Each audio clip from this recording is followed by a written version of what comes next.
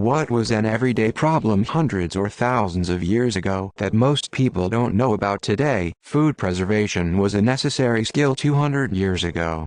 Salted meats, knowing which vegetables would keep in a root cellar all winter, etc. Those skills are lost to the vast majority of people today. Seeing after sundown diarrhea used to be pretty fatal. From what I understand, during the Middle Ages, land borders changed constantly. Usually, only the elite would have some sense of this change, but peasants were kept in the dark. That means that they could be living in one county or even country one day and another the next day. They might also be forced to pay taxes for multiple places in a year. Before modern water treatment methods were developed, access to clean and safe drinking water was a major challenge for many people. This led to a higher incidence of waterborne illnesses and diseases, parasites of all types, internal and external. Well, before alarm clocks, there were people who were paid to wake people up at a certain time, usually by hitting the window of the person's bedroom with a large stick. They wouldn't stop until the person came to the window. Should we sell our daughter? Communication gets taken for granted. Almost every person you know has a cell phone and can be reached at any given moment. This can be used for emergencies and has saved a lot of lives. If you didn't have enough food stocked up to survive through winter, you best get hunting, because nothing more is coming out of the ground until it warms back up, and you still have to sow it and wait for it to grow. Being able to get a full pantry of fresh food in the middle of January is a luxury of modern refrigeration, trucking, asphalt, highways and interstates, safety from bandits and marauders, preservatives, and farming as a career people choose to do. The washing machine is one of the greatest labor-saving devices ever made. Before, water had to be fetched, possibly from quite far away, heated, transported again. You had to add some sort of cleaning agent, which again, you probably had to make yourself. Then there's the actual process of cleaning clothes in very hot, caustic water, then wringing the clothes out and drying them. Whites had to be bleached and many clothes had to be starched. Delicate trim had to be removed from the clothes by hand before they were cleaned, then sewn back on again. Laundry day was a truly huge undertaking for large households.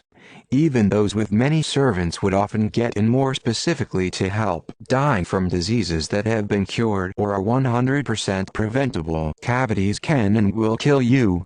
We just get them taken care of today and have amazing dental hygiene. So it doesn't happen unless someone truly just refuses to see a medical professional. The lack of variety of food pre-Columbia exchange. European or Middle Eastern? Hope you aren't gluten intolerant, because most of your diet is bread. Asian? Rice. North American? Corn, squash, and beans. South American? Hundreds of kinds of potatoes. African? Yams. Meats were a special occasion thing in most places, unless you hunted and lived somewhere with animals worth hunting. Vegetables and fruits didn't last all that long if you didn't preserve them somehow, so for much of the year your diet would consist of whatever, shelf-stable cereals or tubers native to the area, keeping up an even okay appearance. Childhood malnutrition, lack of dental care, just not understanding how disease worked, much harder wear and tear all took their toll.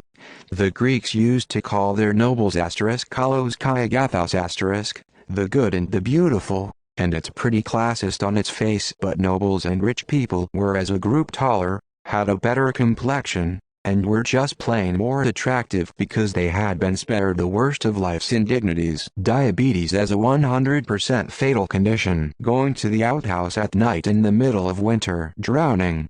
When people, usually women, had to fetch water on the regular, falling in could quickly be fatal. Clothing during medieval times often consisted of multiple layers of natural fabrics, which get incredibly heavy when wet. Even if one could swim, that kind of weight could drag a person down quickly. Campfires were discovered a few thousand years before chimneys. Finding a way to vent smoke for daily use, or even just knowing how to, Must be been a pain in the ass. Infant mortality. Light. Planet Money did a great episode about the cost of light over the centuries and how the drop in price has affected civilization and day-to-day living. https://www.npr.org/transcripts/5037699949. Before the invention of penicillin, a common infection of a wound or cut could and very often did kill you. On a related note, the invention of reliable anesthetics for surgeries and dental work is a fairly new thing. Childbirth was rough and life-threatening a lot of the time for the woman and the baby. Hence the invention of the chainsaw. Around the turn of the 20th century, horse manure was an issue in cities. Horse would crap on the street and it wouldn't get cleaned up. Salt, something we have in abundance today, was painstaking gathered in mines and even then was of limited quantities. Salt as a flavor and preservative for foods to survive winter and to feed cities of old was in such high demand that it was common to pay soldiers in salt as an alternative to raw currency. Fun fact, the term salary originates from ancient Roman payment method called the salarium. Sal means salt in Latin and was paid to soldiers every month. Salt mining was more notorious than coal mining on the health of the miners who worked them. A huge part of the slave trade in the ancient world was sending waves of able-bodied slaves to meet the needs of the victor's civilization craving for salt. Salt mining was extremely hazardous because the salt they were touching and breathing in would dehydrate them to death or overdose them due to excessive sodium intake. Imagine a time where a human life, or the cost of an able-bodied slave, was less valuable than the salt they produced. Today, salt mining is considered one of the safest forms of mining thanks to dynamite, and I don't think I ever feared starving during the winter season. Excessive sodium in my diet is still a concern though. I mean, food used too horrible. Refrigeration is a pretty new invention, and before it they had to use other methods of preservation. For example, most meat was salted. This may not sound bad at first, but you have to remember that you're effectively cooking meat with how much salt you're using. The end result is disgustingly salty meat. Beer and other low-proof fermented beverages were also kind of gross. If anyone here is into sours, but practically all beer in the olden times became soured. Random-ass bacteria would go infect the beer and just go crazy. Another thing that kind of sucked back in ancient times was bread. When you think of the bread people ate in antiquity medieval times, you might be picturing a nice artesian loaf, but this is far from the truth. The only leaving agent they had was wild yeast. Wild yeast works fine if you have a lot of time to let it proof. Many people did not have this kind of time and as a result ate bread that was very dense, if not just full on hardtack. Boners. Malnutrition and physical labor meant that men had much more trouble getting and maintaining an erection. No wonder so many cultures use phallic symbols and have fertility deities making clothes from scratch. But you had to make the cloth and thread first. According to an economic historian I heard on a podcast, the majority of your household labor was spent just making your clothes. Where was today's meal going to come from? Running out of oil for laps, delivering letters, since we didn't have instant message apps. Getting to know what happened across the world, like disasters and things like this. Only the newsletter maybe, but how could people know what happened on the other side of the globe? Dying from a cut disease. Vaccines have saved millions of lives. Abhorrent all the people today pretending they are bad. One of my 95-year-old Chinese clients tells me stories about him growing up in his childhood village where they would pass dead bodies on the side of the road walking to their version of a grocery store because vaccines didn't exist there yet. Polio, typhus, cholera, ergot poisoning. Drinking untreated water. Our place in the food chain wasn't quite so close to the top as today. Toilet paper wasn't a thing until very recently. Thousands of years ago.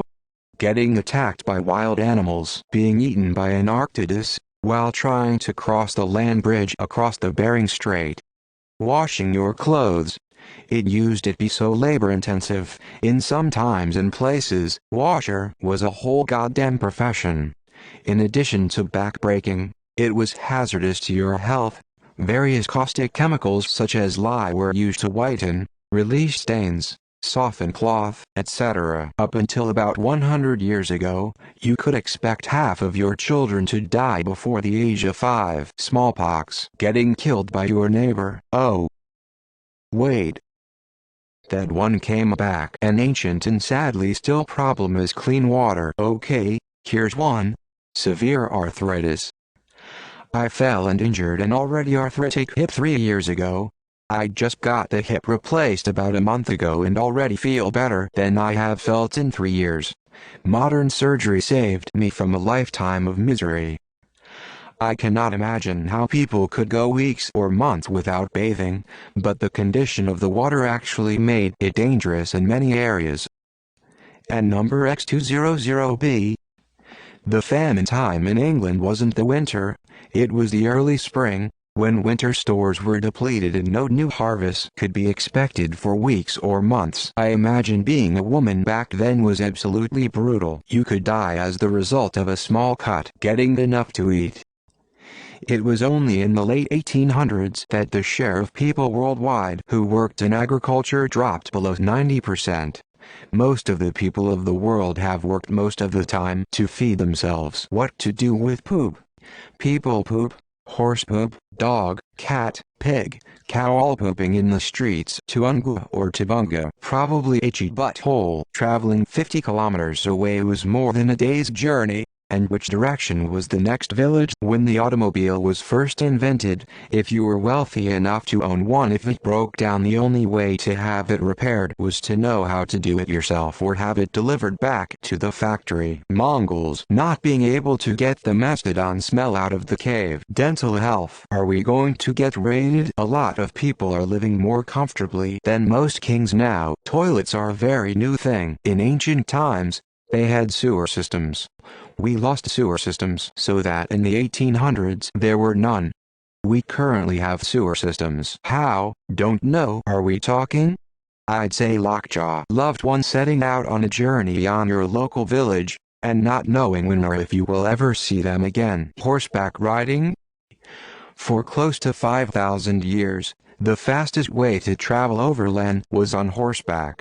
It's only in the last 100 years or so that faster than horse travel was developed.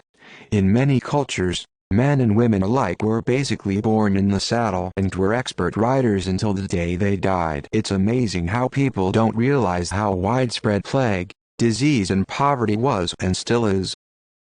Here's my advice for anyone who is blind to it: go to a food bank and get vaccinations. Diseases. Consciousness. Roman dodecahedron may be solved. Some problem during Roman times, that we have no idea about today. They seem to be relatively common, but we still have no idea what they were used for. Diarrhea used to be pretty fatal from what I understand. Respiratory disease from dusty conditions.